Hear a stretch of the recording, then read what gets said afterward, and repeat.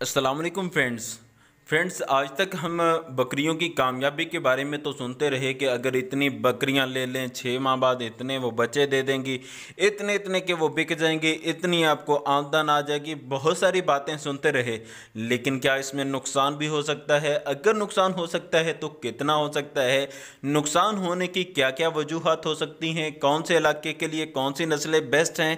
ये सारी इस वीडियो में हम बातें जानेंगे। तो आपसे करेंगे रिक्वेस्ट के चैनल को करें सब्सक्राइब, ताकि नेक्स्ट आने वाली वीडियोस भी आप तक पहुंचती रहें। तो चलिए इंटरव्यू शुरू करते हैं। अस्सलाम वालेकुम। वालेकुम सलाम जनाब। बुजुर्गो की हाल है ਤੁਹਾਡਾ? अल्लाह ਦਾ शुक्र है, दुआवां। ਤੁਹਾਡਾ ਇਸਮੇ ਗ੍ਰਾਮੀ ਕੀ ਜੇ? अली जान जी।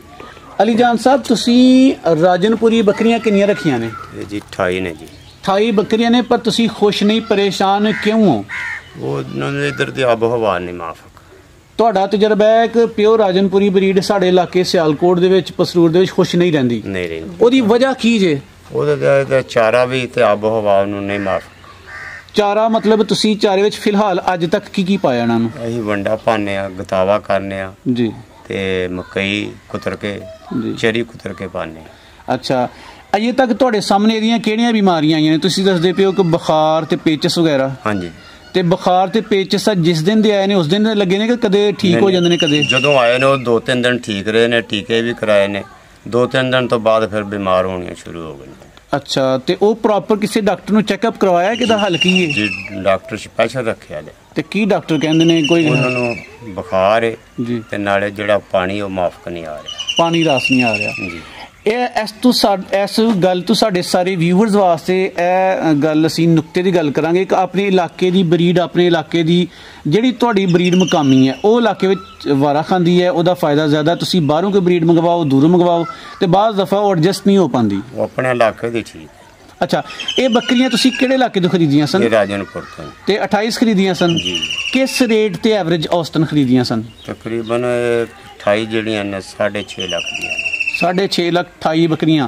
ਹੁਣ ਤੁਸੀਂ ਇਹ ਬੱਕਰੀਆਂ ਸੇਲ ਕਰਨਾ ਚਾਹੁੰਦੇ ਹੋ? ਜੀ ਜੀ। ਅੱਛਾ, ਤੇ ਸੇਲ ਤੁਸੀਂ ਇਕੱਠੀਆਂ ਕਰੋਗੇ ਕਿ ਜਾਂ ਕੋਈ ਵਕਤ ਫਰਦਨ ਕੋਈ ਬੰਦਾ ਤੁਹਾਡੇ ਕੋਲ ਲੈ ਜਾਏ? ਇਕੱਠੀਆਂ ਵੀ ਦੇ ਸਕਦੇ ਹੋ? ਕੋਸ਼ਿਸ਼ ਹੈ ਸਾਡੀਆਂ ਵੀ ਇਕੱਠੀਆਂ ਵਿਕ ਜਾਣ। ਅੱਛਾ, ਜਿਹੜਾ ਬੰਦਾ ਬੱਕਰੀਆਂ ਲੈਣਾ ਚਾਹੁੰਦਾ, ਤੁਹਾਡੀਆਂ ਬੱਕਰੀਆਂ ਪਸੰਦ ਆ ਜਾਣ, ਤੇ ਤੁਹਾਡੇ ਨਾਲ ਰਾਬਤਾ ਕਿੰਜ ਕਰ ਸਕਦਾ ਹੈ? ਇੱਥੇ ਆਉਣ। ਆਪਣੇ ਪਿੰਡ ਦਾ ਨਾਂ, ਜਗ੍ਹਾ ਦਾ ਨਾਂ ਦੱਸਿਓ। ਇਹ ਸਾਡਾ ਭਾਰਤ ਨਜ਼ਦ ਕਲਾਸ ਵਾਲਾ ਤਹਿਸੀਲ ਵੀ ਦੱਸ ਦਿਓ ਕਿਹੜੀ? ਪਸਰੂਰ ਜੀ। ਤਹਿਸੀਲ ਪਸਰੂਰ ਦੇ ਵਿੱਚ ਕਲਾਸ ਵਾਲਾ ਹੈ ਜੀ। ਅੱਛਾ ਸਰ, ਤੁਸੀਂ ਇਹ ਦੱਸੋ ਕਿ ਤੁਸੀਂ ਮੁxtਲਿਫ ਕਿਸਮ ਦੀ ਰੱਖੀ ਹੈ ਫਾਰਮਿੰਗ ਜੀ। ਝੋਟੀਆਂ ਵੀ ਰੱਖੀਆਂ ਨੇ, ਮੱਝਾਂ ਵੀ ਰੱਖੀਆਂ ਨੇ, ਬੱਕਰੀਆਂ ਵੀ। ਤੁਸੀਂ ਕੀ ਰਿਜ਼ਲਟ ਕੱਢਿਆ ਕਿ ਬਿਹਤਰ ਕਿਹੜੀ ਫਾਰਮਿੰਗ ਹੈ? ਬਿਹਤਰ ਜਿਹੜਾ ਮੱਝਾਂ ਤੇ ਝੋਟੀਆਂ। ਮੱਝਾਂ ਤੇ ਝੋਟੀਆਂ 'ਚ ਬਿਹਤਰ ਕਿਹੜੀ ਹੈ? ਮੱਝਾਂ ਝੋਟੀਆਂ ਜਿਹੜੀਆਂ ਵੀ ਹੈ ਨੇ, ਇੱਧਰ ਦੀਆਂ ਹੋਣ, ਲਾਹੌਰ ਸਾਈਡ ਦੀਆਂ ਹੋਣ। ਅੱਛਾ ਜੀ। ਗਾਏ ਨੂੰ ਕਿਉਂ ਨਹੀਂ ਤਰਜੀਹ ਦੇ ਰਹੇ? ਹਾਲਾਂਕਿ ਗਾਏ ਜਿਹੜਾ ਨਾ ਉਹ ਵੀ ਇੱਕ ਅੱਛਾ ਬਿਜ਼ਨਸ ਹੈ, ਦੁੱਧ ਜ਼ਿਆਦਾ ਦਿੰਦੀ ਹੈ, ਲੇਕਿਨ ਤੁਸੀਂ ਗਾਏ ਨੂੰ ਤਰਜੀਹ ਨਹੀਂ ਦੇ ਰਹੇ, ਮੱਝਾਂ ਨੂੰ ਜ਼ਿਆਦਾ? ਗਾਏ ਦਾ ਦੁੱਧ ਜੀ ਬਹੁਤ ਘੱਟ ਵਿਕਦਾ ਹੈ ਤੇ ਉਹਦੀ ਕੀਮਤ ਵੀ ਘੱਟ ਹੈ। ਮੱਝ ਦਾ ਦੁੱਧ ਜ਼ਿਆਦਾ ਵਿਕਦਾ, ਉਹਦੀ ਕੀਮਤ ਵੀ ਜ਼ਿਆਦਾ।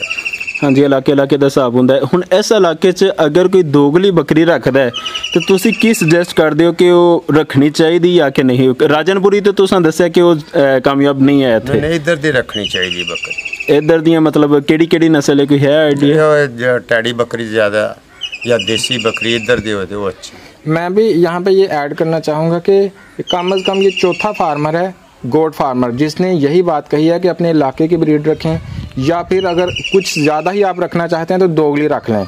जो बिल्कुल नए फार्मर हैं उनको हाई जो ज़्यादा अच्छी ब्रीड्स हैं उनको नहीं रखना चाहिए, क्योंकि उनकी केयर भी ज़्यादा करनी पड़ती है और फिर वो उनसे मैनेज नहीं हो पाती हैं। तो लिहाजा नुकसान करने से बेहतर है कि पहले आप सादा और सहज जान बकरियाँ रखें, ताकि आपको बकरियाँ रखने का तरीका आ जाए, और उसके बाद अगर आपको मुनाफा हो तो उसमें आप मज़ीद अच्छी ब्रीड भी रख सकते हैं।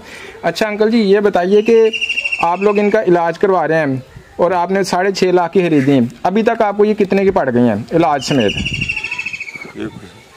कोई एग्जैक्ट आइडिया नहीं है? तकरीबन कोई 50,000 खर्चा आ गया फी बकरी? नहीं, टोटल इलाज का यानी 6.5 लाख की आपने खरीदी और 50,000 इलाज का खर्चा आ गया, और अभी भी बकरियां कमजोरी नजर आ रही हैं। बीमारी है। सही हो गया। अच्छा जी चाचू, ਇਹ ਦੱਸਿਓ ਕਿ ਪਤਾ ਚੱਲਿਆ ਇੱਕ ਹੋਰ ਭਾਈ ਸਾਂ, ਉਹ ਆਪਣੇ ਝੋਟੀਆਂ ਵਾਲੇ ਫਾਰਮ ਦੇ ਕਰੀਬ ਬੱਕਰੀਆਂ ਨੂੰ ਚਰਨ ਵੀ ਨਹੀਂ ਦਿੰਦੇ ਕਿਸੇ ਹੋਰ ਦੀਆਂ ਬੱਕਰੀਆਂ ਨੂੰ। ਉਹ ਕਹਿੰਦੇ ਨੇ ਬੱਕਰੀਆਂ ਦੀ ਵਜ੍ਹਾ ਤੋਂ ਜਰਾਸੀਮ ਆਉਂਦੇ ਨੇ ਮੱਝਾਂ ਝੋਟੀਆਂ 'ਚ ਜਿਹੜਾ ਨਾ, ਤੇ ਤੁਸੀਂ